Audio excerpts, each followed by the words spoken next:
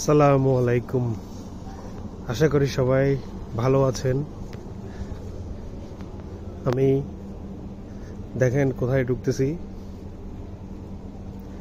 আমি আজকে ঢুকতেছি আমাদের ফ্যাক্টরির যে আউটডোর সাবস্টেশন আছে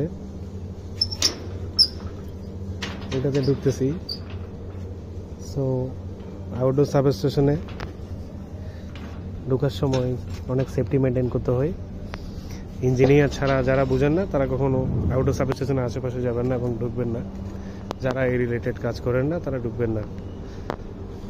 দেখেন এই আউটডোর সাবস্টেশন আমরা যারা ইলেকট্রিক্যাল ইঞ্জিনিয়ার আছি, যারা পড়তেছি এবং যারা জব করতেছি সবার জন্য খুব ইম্পর্ট্যান্ট এই সাবস্টেশন সম্পর্কে জানা। এবং যারা পাওয়ার প্ল্যান্টে জব করে, ফ্যাক্টরি জব করে, যে কোনো ধরনের জব করে ওদের জন্য যে কোনো স্থাপনা বলেন সব জায়গায় একটা সাবস্টেশন থাকে। বিশেষ করে ফ্যাক্টরি এবং যেখানে হাই ভোল্টেজ লাইন ঢুকে সেখানের জন্য আউটডোর সাবস্টেশনটা ইম্পর্টেন্ট। তো আমি আজকে দেখাবো আপনাদেরকে আউটডোর সাবস্টেশনে কী কী থাকে এবং কিভাবে ট্রান্সমিশন লাইন এখানে এসে ঢুকে এখান থেকে ডিস্ট্রিবিউশন হয় আমি দেখাবো। দেখেন ওই যে পোল দেখা যাচ্ছে, ক্রস আর্ম দেখা যাচ্ছে, এখানে ডিস্ক ইনসুলেটর দেওয়া আছে। এই ট্রান্সমিশন লাইনের যে তিনটা ফেজ এসে এখানে আউটডোর সাবস্টেশনে ঢুকছে। আপনি যদি খেয়াল করেন, আমি যদি একটু পিছনে দেখাই, পিছনের দিকে যে পোলগুলো দেখা যাচ্ছে এটা হচ্ছে এসিআর এর পোল। এসিআর বলতে অটো সার্কিট রিক্লোজার, যেখানে সুইচিং এর মাধ্যমে ট্রান্সমিশন লাইনকে আইসোলেট করা হয়। আর পিছনে যেটা দেখতেছেন এটা হচ্ছে এবিএস। এই এবিএস এর মাধ্যমে এয়ার ব্রেকার সুইচ, এই এবিএস এর মাধ্যমে মেকানিক্যালি অর্থাৎ হাতে এই ট্রান্সমিশন লাইনটাকে আউটডোর সাবস্টেশনে ঢোকার আগে আইসোলেট করা হয়। এই দুইটাই আইসোলেট করার জন্য সোজা চলে আসছে এই পোলে। আর পোলের উপর দেখা যাচ্ছে, দেখেন এটা একটা টিএড করা, এই যে দুইটা ক্রোসাম দেখা যাচ্ছে এবং উপরে ডিস্ক ইনসুলেটর দেওয়া আছে। এটা সরাসরি পোল থেকে চলে আসছে একদম উপরের সাইডে। যদি দেখেন ভিডিওতে হয়তো স্পষ্ট দেখা যাচ্ছে না, একদম উপরে যে আসছে ক্রোসামের মধ্যে ঢুকছে। তিনটা হচ্ছে উপরের একদম, যেগুলো একদম ভার্টিক্যালি বসানো আছে, এগুলোকে বলে হচ্ছে লাইটিং অ্যারেস্টেটর। এই লাইটিং অ্যারেস্টেটরের অনেক কাজ আছে, আমি ইন্ডিভিজুয়াল প্রত্যেকটা জিনিসের পরে কাজের কথা বলবো। এখন শুধু কিভাবে ট্রান্সমিশন লাইনটা এসে ঢুকছে ওটা আমি আপনাদেরকে দেখাচ্ছি। এর নিচে আছে আইসোলেটর।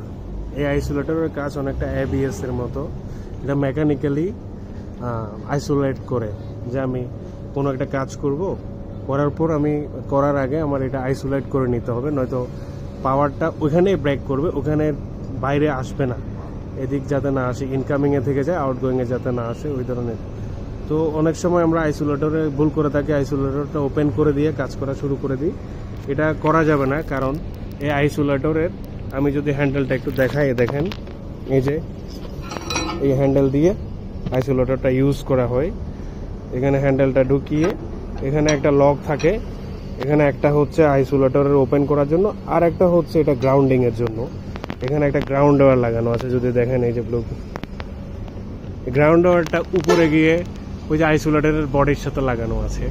তো এটা ভুল করে অনেক সময় আমরা গ্রাউন্ডিংটা গ্রাউন্ড করে রাখি না, যার কারণে যে সার্জ কারেন্ট থাকে, অনেক সময় আমি ওপেন করার পরও ট্রান্সফরমার অথবা আমি পটেনশিয়াল ট্রান্সফরমার পিটি অথবা কারেন্ট ট্রান্সফরমার সিটি যেখানে কাজ করি না কেন,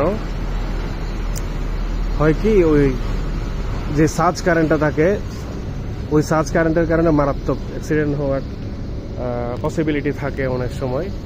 তো যেখানে আমরা কাজ করি, বিশেষ করে এসটি লাইনে যদি কাজ করি, অবশ্যই আমরা গ্রাউন্ডিংয়ের বিষয়টা এবং সার্জ কারেন্টটা যেভাবে রিডিউস করা যায়, ম্যানুয়ালি হোক যেভাবে হোক, এটা করে নিতে হবে। আচ্ছা, আমি আসি আবার মূল লাইটিং অ্যারেস্টেটর থেকে। এটা আইসোলেটর হয়ে এটা চলে আসছে বিসিবি, ভ্যাকুয়াম সার্কিট ব্রেকার।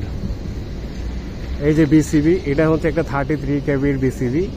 এটা একটা প্রোটেক্টিভ ডিভাইস সার্কিট ব্রেকার। আমরা যেমন এলটিতে যেরকম সার্কিট ব্রেকার ইউজ করি এসসিবি, ঠিক এসটিতে বিসিবি ইউজ করে, এখানে আরও air blast circuit breaker use করা হয়, SF6 করা হয়, অনেক ধরনের সার্কিট ব্রেকার আপনার ইউজ করা হয় বিসিবি থেকে। বিসিবি তাও প্রোটেকশনের জন্য, short circuit, over voltage, over current, এগুলো প্রোটেকশনের জন্য ইউজ করা হয়। এটা সরাসরি চলে গেছে পিটিতে। দেখেন উপরে সিটি, নিচে পিটি, ঠিক আছে, উপরে পিটি, নিচে সিটি। নিচেরগুলো কারেন্ট ট্রান্সফরমার আর উপরেরগুলো হচ্ছে ভোল্টেজ ট্রান্সফরমার। এগুলো আসলে আমরা যে বিসিবিতে যে ভোল্টেজ মেজার করব, ভোল্টেজটা তো 33 কেভিতে থাকে, ওইটাকে আমরা 440-তে নিয়ে আসতে হয়। তো স্টেপ ডাউন ট্রান্সফরমার, যেটা উপরে একটা ভোল্টেজ ট্রান্সফরমারের মাধ্যমে আমরা ভোল্টেজটা ডাউন করে আমরা নিয়ে আসি হচ্ছে আপনার মেজার করি যে বিসিবির মাধ্যমে যে কত ভোল্টেজ আছে এটা দেখার জন্য। আর সিটিটা হয় রেশিও থাকে 200/5, 100/5, 50/5, এই ধরনের একটা রেশিও থাকে। তো সরাসরি নিচেরটা সিটির সাথে এবং উপরের নোবটা চলে গেছে পিটির সাথে। দুইটাই আসলে প্যারালালি পিটির সাথে সংযুক্ত। দেখেন আমরা যদি খেয়াল করি, এই কারেন্ট ট্রান্সফরমার অথবা সিটি থেকে কেবল আউটগোয়িং, ইনকামিং হয়ে আউটগোয়িং চলে গেছে আমাদের লাইটিং অ্যারেস্টেটারে। আবার এখানেও লাইটিং অ্যারেস্টেটার আছে। তো এই লাইটিং অ্যারেস্টেটার কী কাজ এটা আমি নেক্সট ভিডিওতে আপনাদেরকে বলবো। লাইটিং অ্যারেস্টেটার থেকে এটা সরাসরি চলে গেছে দেখেন আমাদের ট্রান্সফরমারে। এই ট্রান্সফরমার হচ্ছে আউটডোর ট্রান্সফরমার এবং 33/11 কেবি ট্রান্সফরমার একটা। এটা আমরা 33/11 কেবি স্টেপ ডাউন করার জন্য ভোল্টেজকে ইউজ করি। দেখেন ট্রান্সফরমারের প্রাইমারি সাইড অথবা প্রাইমারি উইন্ডিং বলেন, ইনকামিং বলেন, দেখেন এখানে এই যে বুশিং লাগানো আছে, 3টা ইনসুলেটর লাগানো আছে। এগুলোতে দেখেন প্রাইমারি সাইডে 3টা, ইনকামিংয়ে 33 কেবি লাইন সোজা সিটি থেকে এসে ইনকামিং হয়েছে। দেখেন ট্রান্সফরমারের কী কাজ এবং কী কী যন্ত্রাংশ, এগুলা অনেক বড় হয়ে যাবে ভিডিও, তাই এই ভিডিওতে বলতেছি না। নেক্সট পার্টে অবশ্যই জানাবো আপনাদেরকে। ট্রান্সফরমারের কী কাজ আলাদা ভিডিও করতে হবে। একটা জিনিস যখন খেয়াল করবেন, ওই যে ইনকামিং সাইডে 3টা বুশিং দেখা যাচ্ছে, কিন্তু আউটগোয়িং সাইডে 4টা বুশিং দেখা যাচ্ছে। তো এটা যারা অনেকে জানেন, অনেকে জানেন না, ইনকামিং সাইডে ট্রান্সফরমারের ডেল্টা কানেকশন করা হয়।